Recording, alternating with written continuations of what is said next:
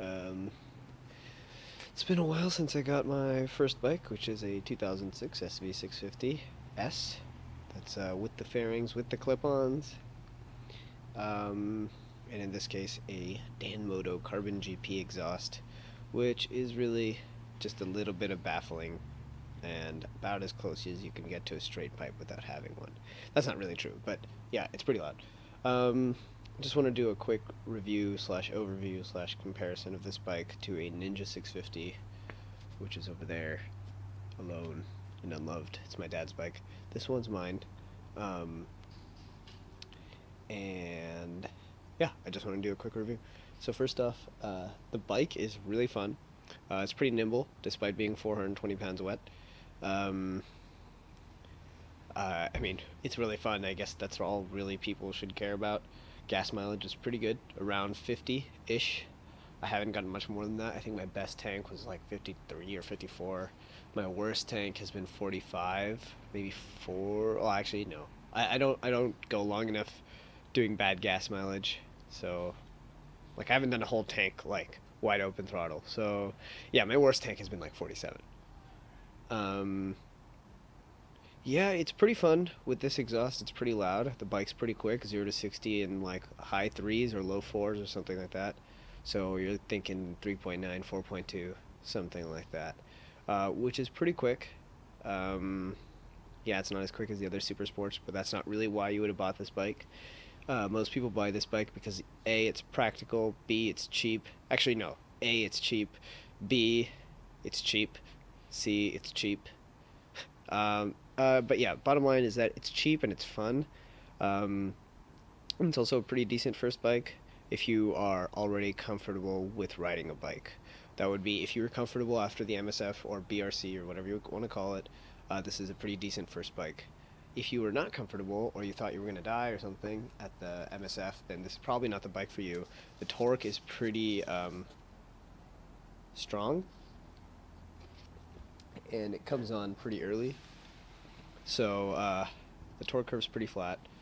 Um, that makes it really easy to use on the street, and you don't have to worry about shifting gears. You can pretty much cruise everywhere.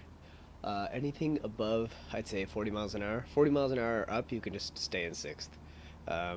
Just doesn't matter. 40 miles an hour is a bit pushing it in sixth, but yeah, it's pretty easy to cruise in most speeds in high gear. It just has torque all over the place. Now, that doesn't mean peak torque or peak horsepower is higher than the super sports. I don't know the actual number for peak torque, but I'm pretty sure peak horsepower is somewhere around 70, which is about 40, no, sorry, uh, 60 lower than a super sport, which come in around 130 horsepower or something like that. But they make their power later in the rev range, making it slightly more annoying on the street. And when I say typical super sport, I mean like a ZX6R or an R6 or something like that. So they make 120, 130 horsepower, and that comes in later, which makes it a bit more difficult on the street. But this bike is really easy to ride on the street, and just plain easy to ride. The controls are comfortable. The clip-ons aren't super aggressive or anything. I prefer the feel of clip-ons to the handlebars, which are on the Ninja 650R over there. That's a 2007 model. Um, I prefer the clip-ons. So this is the front of the bike. I can't say it's the prettiest bike ever, and this bike's been down from the previous owner, as you can see right there. Front of the side of the bike here. Actually, I guess show the back of the bike. Why not? Put a sock there. Um, this picture doesn't do it justice, or this video doesn't do it justice, but the tail looks pretty sweet. That's probably the coolest part of this bike. It sounds pretty cool if you're not too unhappy with the V-twin sound. It does sound like a V-twin. It's not going to scream like a 4 or a 3. Um, and that's really all there is to it. You're never going to make it sound super high pitched and stuff, but it does sound pretty good. It's got a low, throaty, deep rumble. Um, and which sounds pretty good cruising around the neighborhood. I think this exhaust is a bit too loud for me personally, but if I had done it, I would have gotten something quieter. But I'm too lazy and too cheap to switch it out because the previous owner already put it there. Now that's about it. I really like the bike. If I had to give it a score out of 10, 10 being the most amazing bike, which handles amazing, is mega comfortable, and I don't know, gets infinite gas mileage or something. Basically the ideal bike, which pretty much does everything you want it. That doesn't really exist. There's nothing out there which. But okay, actually, how about for a sport bike, which is really what I like to ride it for? It's a sport commuter kind of thing, and I enjoy the sporty, twisty runs almost as much as I. No, wait. Ah, okay, yeah. I really like commuting on it and stuff because it's really easy. But the twisty canyon runs kind of things, those are the best. Um, this bike's a solid 7 out of 10. I mean, that's grading kind of harshly. The suspension really isn't that good. I have the rear shock switched out for a ZX10 shock. I'm 5'8", about 158 pounds. So this is the stock shock is supposedly pretty crappy. The shock that was in there when I got it was a ZX14, and that was like riding a solid tail. It's just, it was impossible. It was a pain in the ass, literally. The front suspension is whatever. The guy before me put emulators in it, but he was like 190 or 200 pounds, so it's a bit stiff in the front, but it's not too bad. Brakes are mediocre. Getting new brake pads soon, and I'm gonna bleed the brakes. Yeah, that about covers it. It's a budget bike, which is really really fun.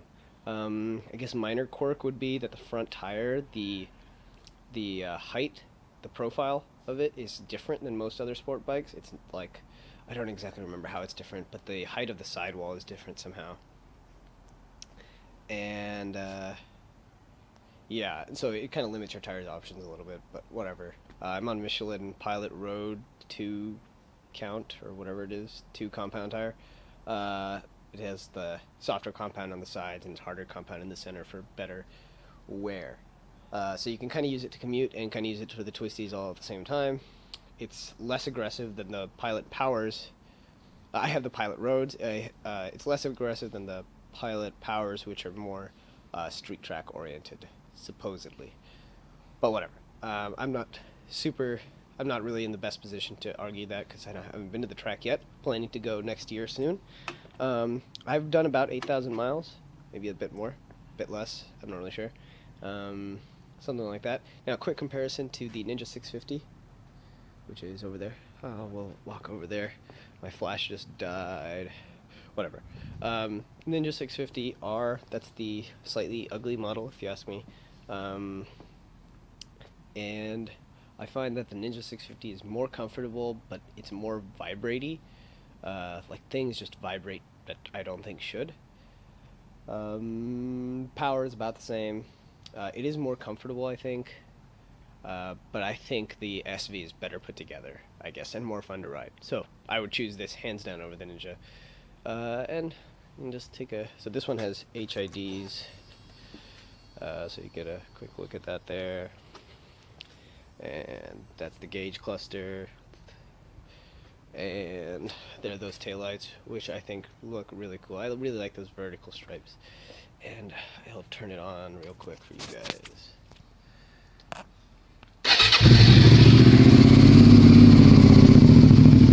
So it's pretty loud.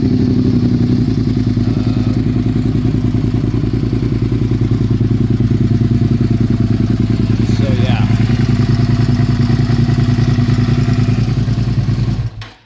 I don't want to rev it because my neighbors will probably hate me, but take my word for it, it's pretty loud. Anyway, post up if you guys have any questions or comments. Thanks for watching.